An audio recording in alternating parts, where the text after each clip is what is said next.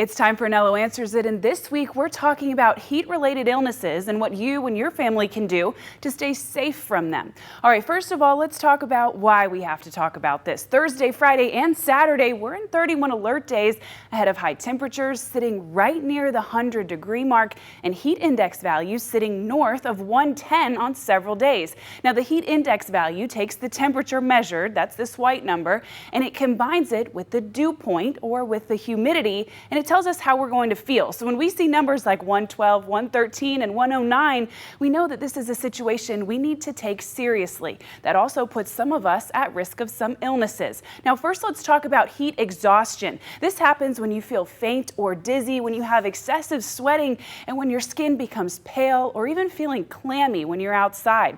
You'll also feel a rapid pulse, but it'll be weak to the touch, so it feels strong inside, but it's difficult to detect. You can also experience some muscle cramps. Now, the best course of action if this were to happen would be to get to a cool place and stay hydrated right away. You can go ahead and put some cool compresses on your skin as well. Now, the other more serious heat-related illness would be a heat stroke, and this happens when you stop sweating. You can have a throbbing headache and your skin gets red, hot, or dry.